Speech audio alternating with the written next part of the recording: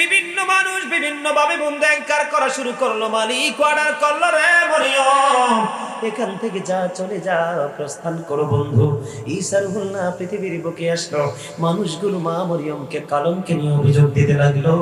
বন্ধুরে আমার, একবার হঠাৎ করে ওই ছোট্ট শিশু নবী ঈসা রুহুল্লাহ দোলনার মধ্যে মানুষগুলো বিভিন্ন ভাবে ওনাকে অ্যাঙ্কার করছে। যখন ঈসা নবীর কাছাকাছি চলে গেল, ঈসা রুহুল্লাহর জবান খুলে গেল, সাবধান হয়ে যাও, আমার মাকে নিয়ে কোন ধরনের কোন অপবাদ চলবে না। আমি সাধারণ কোন মানুষ নই, আমি হলাম এই জামানার তোমাদের নবী ঈসা নবী। সুবহানাল্লাহ, জোরে কন্যা সুবহানাল্লাহ। ঈসা রুহুল্লাহ এমন একজন নবী, তিনি মরা মানুষ জিন্দা করতে পারত। সুবহানাল্লাহ বলেন না কেন? আরো জোরে। ওনার কাছে একদিন এক ইহুদি চলে আসলো, নবী গো, আপনি তো মৃত মানুষ জিন্দা করতে পারেন, পুরনো কোনো মানুষ জিন্দা করতে পারবেন নি। আল্লাহর নবী বললেন, ঈসা রুহুল্লাহ বললেন, তুমি বলো আমি কাকে জিন্দা করব? এবার বললেন, নূহ আলাইহিস সালামের ছেলে শামকে আপনি জীবিত করুন। এবার চলে গেলেন স্বামীর কবরের পাশে, আল্লাহর হুকুমে শামকে ডাকলেন, শাম জিন্দা হয়ে গেল। স্বামীর দিকে তাকিয়ে দেখলেন চুলদারি গুলো পাইকা সাদা হয়ে গেছে। এবার ঈসা রুহুল্লাহ প্রশ্ন করলেন, আপনাদের জামানায় তো মানুষের চুলদারি পাকতো না, আপনার চুলদারি গুলো পাইকা সাদা হয়ে গেল আতঙ্কে। কেন আতঙ্কে? আমি জানি মৃত্যুর পরে মানুষ আরেকদিন জিন্দা হবে, সেই দিনটা হলো ভয়ঙ্কর কিয়ামতের দিন। জুড়ে জুড়ে করলেন একবার আল্লাহু আকবার। এবার ওনাকে প্রশ্ন করা হলো, আপনার মৃত্যুর বয়স কত হলো?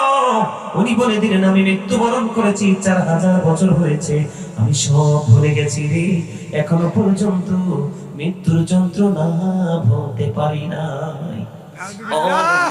এমন মরণ সবার জীবনে আসবে রে, মৃত্যুর সবচেয়ে কম যন্ত্রণা হলো 1000 তলোয়ার মারার আঘাতের সমান।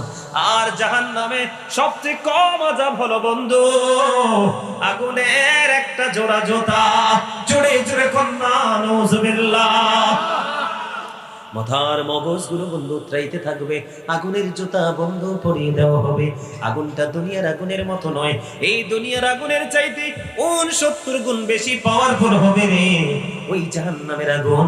1000 বছর আমার আল্লাহ তাপ দিলেন, আগুনের রং হলো না সাদা, আরো 1000 বছর তাপ দিলেন, রং হয়ে গেল লাল, আরো 1000 বছর উত্তপ্ত করে আগুনের রং হয়ে গেল বন্ধু কালো। জাহান্নামীদের জন্য যে আগুন বরাদ্দ, এটা 100% কালো। জোরে জোরে নাউজুবিল্লাহ। সহ্য করা যাবে? সহ্য করতে পারবো? একটা ওয়াজ মনে রাখলে ছাড়ে, আর কোনো ওয়াজের প্রয়োজন নেই। তুমি দুঃখ কষ্ট যন্ত্রণা এত বেশি পাবে অবর্ণনীয়, যেটা বর্ণনা করা যায় না। কিন্তু লা ইয়ামুতু, আর মরার সুযোগ, ফিহা ওয়ালা ইয়াহইয়া, আর বাঁচার সুযোগ, ওমা হুম আনহা বিগাইবিন, আর পালিয়ে যাওয়ার কোনো সুযোগ নাই। বন্ধুরে আমার, আমার দিকে তাকান, আমি কি বোঝাইতে চাই? ঈসা নবীর কাছে আরেকজন ইহুদি আসলেন। একদিন একজন ইহুদি এসে বললেন, নবী গো, আমি আপনার সফর সঙ্গী হতে চাই। এবার আল্লাহ নবী ঈসা রুহুল্লাহ রাজি হয়ে গেলেন। যখন রাজি হয়ে গেলেন, দুজন মিলে সফরে বের হয়ে গেল। বের হয়ে যাওয়ার পরে হাঁটতে হাঁটতে বন্ধু ক্লান্ত হয়ে গেল। কি হয়ে গেল? ক্লান্ত হয়ে গেল, পেটের মধ্যে খিদা লাগছে বন্ধু। দুজন খাবার খেতে বসলেন একটা জায়গায়। একটা জায়গায় খাবার খেতে বসলেন। খাবার খাইতে গিয়া ঈসা রুহুল্লাহর কাছে ছিল একটা রুটি। খেয়াল করবেন, ঈসা নবীর কাছে ছিল একটা রুটি। তিনি একটা রুটি খাইলেন। ওই যে ওনার সঙ্গে, ওনার কাছে উনিও খাইলেন একটা রুটি। কিন্তু ওই ইহুদির কাছে আরো একটা রুটি আছে বন্ধু। তিনি একটা রুটি আল্লাহর নবী খাইলেন, তিনিও আর একটা রুটি খাইলেন। কিন্তু ওই ইহুদি, তার কাছে আর একটা রুটি আছে, সে কিন্তু সেই রুটিটা বের করে না, খায়ও না। কারণ কি? কারণ কি? আর মনে মনে চিন্তা হলো, ওই নবী তো একটাই খাইলো, আমিও তো একটাই খাইলাম, আমার কাছে আছে আরেকটা রুটি। যদি আমি বের করে খাইতে চাই, তাহলে ওনাকেও তো দিতে হবে। তার মানে আমি রুটি বের করবো না। নাউজুবিল্লাহ। কথা বলে না, আমি রুটি, খেয়াল করেন মন দিয়া। এবার বন্ধু এখান থেকে তারা কি করলেন? রুটি খেয়ে রওনা দিলেন। হাঁটতে হাঁটতে হাঁটতে হাঁটতে বন্ধু কিছু দূর চলে গেলেন। যাওয়ার পরে আল্লাহর নবী একজন কুষ্ঠ রোগী দেখতে পেলেন। কুষ্ঠ রোগ চিনেননি? হাদিসের ভাষায় যেটাকে ডাবল রোগ বলা হয়, শ্বেত রোগ বলা হয়। বাংলাদেশের মানুষ শ্বেত রোগ বলে, চিনেননি? কত এটা নমুনাটা কি? মাঝে মাঝে সাদা হয়, পুরোটা সাদা হয় না, ঠিক কিনা বলেন? দেখতেও তো ভয়ঙ্কর এবং বিশ্রী দেখা যায়, তাই কিনা বলেন? ঈসা নবীর হাতে ছিল বন্ধু একটা আশা, মানে লাঠি। কুষ্ঠরোগীকে দেখেন, ওনার হাতের এই লাঠি দিয়ে বন্ধু মেসেজ দিয়ে দিল, আমার আল্লাহ এই লাঠির ছোঁয়ায় তার কুষ্ঠরোগটা ভালো করে দিল। জোরে জোরে কন্যা সুবহানাল্লাহ, আর জোরে বলেন না সুবহানাল্লাহ।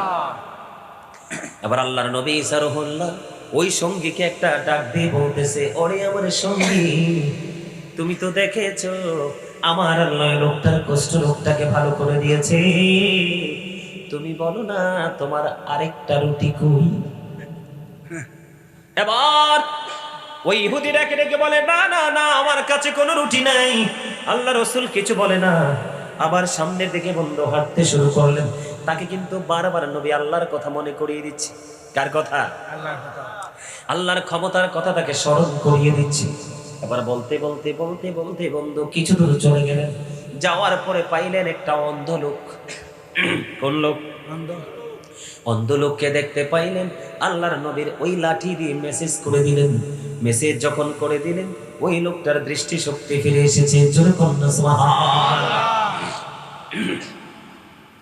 যখন তার দৃষ্টি শক্তি ফিরে আসলো রে, আমার ওই ঈসা রুহুল্লাহ একটা ডাক দিয়ে বলল, ওরে আল্লাহর বান্দা, ও আমার সঙ্গী সঙ্গী সঙ্গী রে, তুমি তো দেখেছো মালিক দয়া করে অন্ধ লোকটার দৃষ্টি ফিরিয়ে দিয়েছে, তুমি বলে দাও না তোমার আরেকটা রুটি কই? এবার ওই সঙ্গী বলতেছে, না না না, আমার কাছে কোনো রুটি নেই। আল্লাহর নবী কি করে না, তার সাথে কিন্তু অতিরিক্ত কোনো প্রশ্ন করে না। আমার বন্ধু চলতে শুরু করলেন।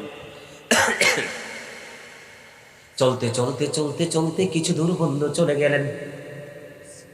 কিছু দূর চলে যাওয়ার পরে উনি কি করলেন, তাকে কিন্তু বুঝাচ্ছেন, এটা আল্লাহর কুদরত, আল্লাহর পাওয়ার বুঝাচ্ছেন। মেষ পাল দেখতে পেলেন, ওই মালিকের সাথে কথা বললেন, তোমার এখান থেকে কি মেষ ভক্ষণ করা যাবে? আল্লাহর নবী চাইছে, না দিয়া কি পারা যায়? সব দিয়ে দে। ওই মেষের পালের মালিক কি করলেন, তিনি বললেন, এখান থেকে আপনি নিয়ে ভক্ষণ করেন, যেটা মন চায় গো নবী। এবার কি করলো, এই মেষ জবাই করেন গোশতগুলো ভক্ষণ করলেন। আল্লাহর নবী সারহুল্লাহ একটা ডাক দিয়ে বলল, তোমরা গোশত খাবে ঠিকই, কিন্তু চামড়া এবং হাড় এগুলো এলোমেলো ভাবে অন্য কোথাও ফেলে রাখা যাবে না, সবগুলোকে একত্রিত করে রাখতে হবে। কথা বলে না কেন? নবীরা পৃথিবীতে এসছে বন্ধু পৃথিবীতে আবাদ করার জন্য, ঠিক কিনা বলে? এবার ভক্ষণ করলেন, হাড়গুলো চামড়াটা একসাথে রাখা হলো। আল্লাহর নবীর হাতে যে লাঠি, ওই লাঠি বন্ধু দিয়ে কি করলেন, আঘাত করলেন, অথবা মেসেজ করলেন, টাচ করলেন। করতে দেরি রে, আল্লাহর কুদরতে আবার পরিপূর্ণ মেষ হয়ে গেল। সুবহানাল্লাহ। জোরে কন্যা সুবহানাল্লাহ। পরিপূর্ণ হয়ে এটা আবার বন্ধ পালে চলে গেল। এবার ঈসা রুহুল্লাহ ওই তার সঙ্গীকে ডাক দিয়ে বলে, সঙ্গী রে, নজর দিয়ে চাইয়া দেখো, বক্ষিত মেষ আবার পরিপূর্ণ হয়ে গেল, মালিক পরিপূর্ণ করে দিল। প্র্যাকটিক্যালি তুমি দেখতে পেয়েছো, তুমি বলো না তোমার আরেকটা রুটি কই? কয়, না না না নবী গো, আমার কাছে কোনো রুটি নাই গো, আমার কাছে কোনো রুটি নাই। বন্ধু ধীরে ধীরে ধীরে ধীরে চলতে লাগলেন, চলতে লাগলেন। এবার যাওয়ার পরে ও বন্ধু দেখতে পাইলেন তিনটা স্বর্ণের ইট। কয়টা? কথা বলে না, কয়টা স্বর্ণের ইট? পাগল হয়ে গেছে স্বর্ণের ইট নেওয়ার জন্য। আল্লাহ নবী বললেন, না না, আমাদের গন্তব্য সামনের দিকে চলো। এবার বন্ধু চলতে শুরু করলেন। চলতে চলতে কিছু দূর গেলেন, যাওয়ার পরে সুন্দর একটা বৃক্ষ, ওই বৃক্ষের নিচে ক্লান্ত শরীর নিয়ে বসে গেলেন। ও বন্ধু, ঘুমের আগে কিন্তু তন্দ্রাচ্ছন্ন হয় মানুষ, ঠিক কিনা বলেন? তন্দ্রা চলে আসলো, দেখতে দেখতে ঈসা নবী ঘুমিয়ে গেল। এবার সঙ্গী মনে মনে চিন্তা করে, এই নবীর লাঠির মধ্যে এত জোর, এই লাঠিটাই তো আর রাখবো না। নাউযুবিল্লাহ। আবার কি করলেন? আল্লাহর নবী ঘুমিয়ে গেল। ওই উনার সঙ্গে কি করলেন? আল্লাহর নবীর লাঠিটা চুরি করে নিয়ে চলে গেলেন। জোরে কন্যা নাউযুবিল্লাহ। কি করলেন? লাঠিটা নিয়ে চুরি করে গেল। ও বন্ধু, আল্লাহর নবী তো এখানে অবস্থান করতেছেন। এবার সঙ্গী চলে গেল। যাইতে যাইতে যাইতে যাইতে এক জায়গায় গিয়ে দেখলেন অনেক মানুষের ভিড় দেখা যায়। এবার তিনি ভিতরে ঢুকলেন। ঢোকার পরে দেখে ওই রাজ্যের রাজা অসুস্থ। কি? পৃথিবীর কোন ওষুধে কাজ হচ্ছে না, তাদের রাজা মৃত্যুবরণ করবে। এবার তিনি ওই ঈসা নবীর সঙ্গী। এবার তিনি গিয়ে বললেন, তোমাদের রাজা কি হয়েছে? কয়, আমাদের রাজা অসুস্থ, আর বোধহয় বাঁচবে না। কোনো ওষুধে তার কোনো কাজ করতেছে না, কোনো মেডিসিন তাকে কোনো কাজ করতেছে না। কয়, আমি তোমাদের রাজাকে বাঁচিয়ে দিতে পারবো। তোমরা কথা দিতে হবে, আমার 5,000 স্বর্ণ মুদ্রা লাগবে। কত হাজার? কত হাজার? 5,000 স্বর্ণ মুদ্রা লাগবে। এখন প্রজারা তো পাগল হয়ে গেছে, আমরা যেই কোনো কিছুর বিনিময়ে আমাদের রাজাকে আমরা সুস্থ জীবিত দেখতে চাই। এবার দুজনের মধ্যে একটা বন্ধু কমিউনিকেশন হলো, তাদের মধ্যে একটা চুক্তি হয়ে গেল। এবার ওই ঈসা নবীর সঙ্গী তার হাতের লাঠিটা দিয়ে কি করলেন? ও বন্ধু, রাজার গায়ে টাচ করলেন। ঈসা নবী যেমনি টাচ করে, টাচ করতে দেরি রে, রাজা মৃত্যুবরণ করতে দেরি করে না। জোরে কন্যা আলহামদুলিল্লাহ। কি হইল? লাঠি কিন্তু একটাই। লাঠি কি? লাঠি কিন্তু একটাই। ও বন্ধু, কিন্তু হাত হইল দুইটা। এবার তো তৎকালীন সময় বন্ধু রাজাগুলো, তার প্রজাগুলো পাগল হয়ে গেছে। সঙ্গে সঙ্গে আল্লাহর নবী ঈসার সঙ্গে কি করলো? কারাগারে বন্ধু নেওয়া হলো, কারাগারে নিয়ে যাওয়া হলো। কারাগারে নিয়ে যাওয়ার পরে এবার কি হলো বন্ধু? বিচার হলো, রায় হলো, তার ফাঁসি হবে, তাকে ফাঁসির মঞ্চে ঝুলানো হবে। এই দিক দিয়ে আল্লাহর নবী ও বন্ধু ঘুম থেকে জাগ্রত হয়ে গেল। জাগ্রত হয়ে দেখে তার লাঠিও নাই, তার সঙ্গীও নাই। এবার ধীরে ধীরে কি করলেন? ওই সঙ্গীকে খুঁজতে শুরু করলেন। খুঁজতে খুঁজতে খুঁজতে খুঁজতে খুঁজতে খুঁজতে বন্ধু ওই যে তার ফাঁসির মঞ্চ তৈরি হয়ে গেছে। কি হয়ে গেছে? তাকে যে ফাঁসির মঞ্চে ঝুলানো হবে, যে রশির মধ্যে ঝুলানো হবে, ওই রশিটা বন্ধু কি হয়ে গেল? ওইটা পরিপূর্ণ হয়ে গেল। এবার আল্লাহর নবী চাইয়া দেখলেন ওই যে তার সঙ্গী এবং তার হাতে লাঠি, তার জন্য কিছুক্ষণের মধ্যে তাকে ফাঁসিতে ঝুলানো হবে। আল্লাহর নবী বললেন, ব্যাপারটা কি? ওই এই লোকটা আমাদের রাজাকে মেরে ফেলেছে, তার সর্বোচ্চ শাস্তি হলো মৃত্যুদণ্ড। এবার আল্লাহর নবী একটা ডাক দিয়ে বললেন, আমি যদি তোমাদের রাজাকে মুক্ত করতে পারি, জিন্দা করতে পারি, তাহলে তাকে মুক্তি দিবি কিনা বলো। এবার বন্ধু ওই তৎকালীন সময় মানুষগুলো বলল, হ্যাঁ আমরা কথা দিলাম, আমরা তাকে ছেড়ে দিব। ওই যে আল্লাহর নবীর হাতের লাঠি, আল্লাহ রাব্বুল আলামিন এমন মুজিজা নবীদেরকে দিয়েছে বন্ধু। ওই লাঠি দিয়ে রাজাকে টাচ করলো, টাচ করার পরে রাজা পরিপূর্ণ জিন্দা হয়ে যায়। জোরে বলেন না সুবহানাল্লাহ। আরো জোরে বলেন না সুবহানাল্লাহ। বন্ধু আমার রাজা কি হয়ে গেল? ও বন্ধু পরিপূর্ণ সুস্থ এবং জিন্দা হয়ে গেল। এবার কি করলেন? তখন তাকে কারাগার থেকে মুক্ত করা হলো। এবার আল্লাহর নবী সারহুল্লাহ ওনার এই সঙ্গীকে একটা ডাক দিয়ে বলল যে, তোমাকে আমার আল্লাহ দয়া করে তোমার জীবন বাঁচিয়ে দিয়েছে, তুমি বলো না তোমার আরেকটা রুটি কই? কিন্তু সে এখনো বন্ধু রুটির কথা বলে না। না না না না না না, আমার কাছে তো রুটি নেই। এবার কি করলেন? আল্লাহর নবী এখান থেকে আবার রিটার্ন বন্ধু ব্যাক করতে লাগলেন। যখন রওনা হলেন, ওই যে বলেছিলাম 3টা স্বর্ণের ইট, ওই 3টা স্বর্ণের ইটের কাছে আয়েশা দেখলেন আল্লাহর নবী এখানে লাশ পড়ে আছে, মৃত লাশ। যখন দেখলেন এখানে বন্ধু মরে পড়ে আছে, আবার ওই যে হাতের লাঠির বরকত, ওই হাতের লাঠি দিয়ে টাচ করলো, ও বন্ধু মৃত ব্যক্তিগুলো জিন্দা হয়ে গেল। ব্যাপারটা কি? ব্যাপারটা কি? কয় ব্যাপার হল নবী গো, ব্যাপার হলো যে এই যে এখানে স্বর্ণের 3টা ইট দেখা যায়। কয়টা ইট? আল্লাহ নবী যাওয়ার সময় 3টা স্বর্ণের ইট দেখেছিলেন। বন্ধুরে আমার তখন তারা বললেন, এই যে স্বর্ণের ইট 3টা দেখা যায়, আমরা 4জন বন্ধু এই পথে হেঁটে যেতে চেয়েছিলাম, তখন আমরা এই স্বর্ণের ইটগুলো দেখতে পেলাম। আমাদের মধ্যে চিন্তা হলো যে ইট তো হলো 3টা, আমরা মানুষ হলাম 4জন, কেমন করে স্বর্ণের ইটটা ভাগ করব? আমরা 3 জনের মধ্যে বুদ্ধি হলো যে আমরা একজনকে নাস্তার জন্য, খাবারের জন্য পাঠিয়ে দিব। এই সুযোগে আমরা সে খাবার নিয়ে আসলে তাকে হত্যা করে ফেলবো। হত্যা করার পরে 3 জন 3টা স্বর্ণের ইট নিয়ে যাব। জোরে কন্যা নাউজুবিল্লাহ। 3 জনের মধ্যে বুদ্ধি, কয়জনের মধ্যে? আর যেটাকে নাস্তার জন্য, খাবার আনার জন্য পাঠাইছে, ওইটার মধ্যে বুদ্ধি হলো ওই 3টাকে আমি নাস্তা খাইয়ে মেরে ফেলবো। আমি এই 3টা স্বর্ণের ইটের মালিক নিজেই হব। আমাদের মধ্যে বাংলাদেশে এইরকম মানুষ মাইরা জায়গা দখল করে কি করে না? ক্ষমতার জন্য মানুষ গুলি করে কি করে না? ক্ষমতার জন্য মানুষকে কোপায় কিনা? কথা বলেন না কেন? ক্ষমতার জন্য, ও বন্ধু নিজের স্বার্থের জন্য, ও বন্ধু বিল্ডিং, বড় বড় কলকারখানা গুণ লাগায় কিনা? বন্ধুরে আমার, এগুলো সে আর কিছু নয়, সে নিজের ওপর নিজে জুলুম করছে।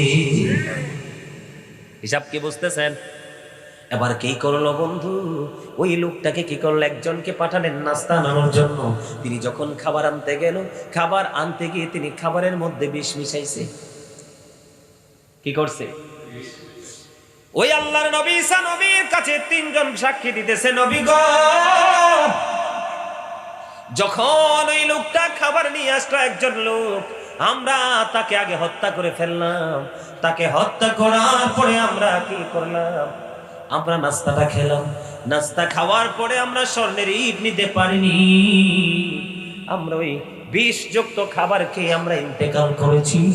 এবার নবীজি, আল্লাহর নবী একটা ডাক দিয়ে বলল, স্বর্ণের ইট নিয়ে যাও। কয় না না না, এই ইট তো নিব না, এই ইট নিব না, এই ইট একবার জীবন নিয়েছে, আর আমরা মরতে চাই না।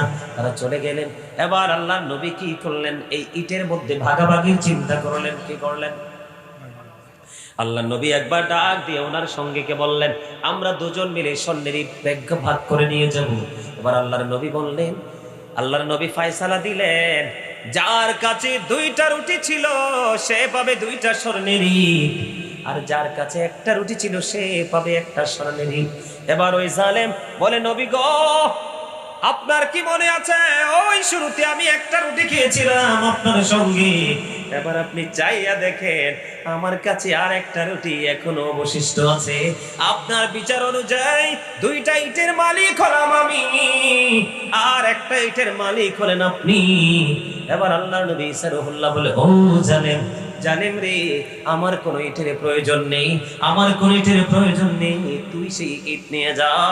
ও বন্ধু, আল্লাহর নবী বলে, এইখানে তার সঙ্গীকে ফেলে চলে গেল, সে তো মহাকুশ ইটগুলো নিবে। বন্ধু, ইটগুলোকে জড়িয়ে ধরে সে নিয়ে যাবে। ঠিক এই মুহূর্তে তার পায়ের নিচ থেকে বন্ধু ওই জমিনটা 2টা ভাগ হয়ে গেল। ইটগুলো সহ, ওই 3টা স্বর্ণের ইট সহ, ওই জালেমটা সঙ্গে সঙ্গে মাটি গ্রাস করে তাকে পৃথিবী থেকে বিদায় করে দিল। জোরে জোরে কন্যা নাউজুবিল্লাহ। হিসাব কি বুঝছেন? আরো জোরে কয় না। আল্লাহ নবীর কাছে এতক্ষণ লুকাইছেন, রুটি নাই, কিন্তু এখন লোভে পয়রা কি করছেন? দেখাইছেন। কিন্তু আপনি যে বাটপার, এটা তো কেউ না দেখলেও আল্লাহও দেখে, ঠিক কিনা বলেন? এখন কি হলো? স্বর্ণের ইট সহ মাটি গ্রাস করে ফেলেছে। ঠিক তেমনি বর্তমানে আমরা ওইভাবে জুলুম করি কি করি না? ওরে বাপরে বাপ, রাস্তায় যখন হাঁটে এর চেয়ে ভদ্রলোক আর কেউ নেই। 1 নাম্বার বাটপার।